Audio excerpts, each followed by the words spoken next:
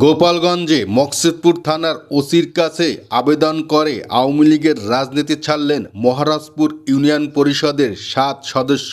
বিষয়টি সামাজিক যোগাযোগ মাধ্যমে ছড়িয়ে পড়ার পর এলাকায় ব্যাপক আলোচনা সৃষ্টি হয়েছে। সোমবার ২৪শে নভেম্বর মকসুদপুর থানার অফিসার ইনচার্জ ওসি মোস্তফা কামালের কাছে এ আবেদন করেন। পদত্যাগকারী ওই ইউপি সদস্যরা হলেন মহারাজপুর ইউনিয়ন পরিষদের ১ নং ওয়ার্ড সদস্য মোহাম্মদ কবির মোল্লা, ২ নং ওয়ার্ড সদস্য মোহাম্মদ জাহেদুল ইসলাম, ৩ নং ওয়ার্ড সদস্য ইমান আলী, ৪ নং ওয়ার্ড সদস্য মোহাম্মদ সাদিকুর রহমান সাদেক, ৬ নং ওয়ার্ড সদস্য মোহাম্মদ মজিবর ফকির, সংরক্ষিত ১, ২ ও ৩ নং ওয়ার্ড সদস্য রেহেনা আক্তার লাকি এবং ৭, ৮ ও ৯ নং ওয়ার্ড সদস্য হেনা আক্তার। আবেদনে তারা উল্লেখ করেন, আমরা নিম্ন স্বাক্ষরকারী ৮ নং মহারাজপুর ইউনিয়ন পরিষদের নির্বাচিত সদস্য জনপ্রতিনিধিগণ লিখিতভাবে আমরা আপনাকে অবগতি করিতেছি, আমরা বাংলাদেশ আওয়ামী লীগ মকসুদপুর শাখার কোনো প্রকার কার্যক্রমে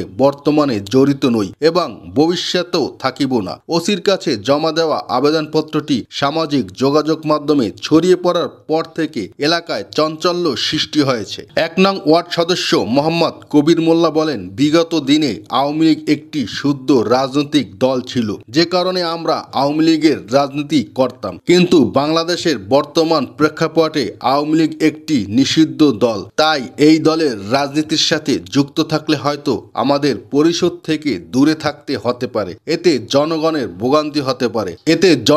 ভোগান্তি হতে পারে ধারণা করে আমরা ওসির কাছে আবেদন করেছি যে এই দলের সাথে আর সম্পৃক্ত থাকব না। ২ নং ওয়ার্ডের সদস্য মোহাম্মদ জাহেদুল ইসলাম বলেন, এভাবে আমাদের ওসির কাছে আবেদন দেওয়াটি উচিত হয়নি, এটি একটি সঠিক প্রক্রিয়ার মাধ্যমে করা উচিত ছিল। আমরা সে বিষয়ে আলাপ আলোচনা করছি। তবে মকসুদপুর থানার officer in charge OC Mohammad Mostafa Kamal আবেদন পাওয়ার কথা অস্বীকার করে বলেন, তারা আমার থানায় এসেছিল, এ সময় তাদের কাছে এলাকার খোঁজ খবর নিলে তারা জানায় পরিস্থিতি ভালো রয়েছে, তবে আমি কোনো আবেদন পাইনি এবং তারা আওয়ামী লীগ থেকে পদত্যাগ করছে সে বিষয়ে আমার জানা নেই।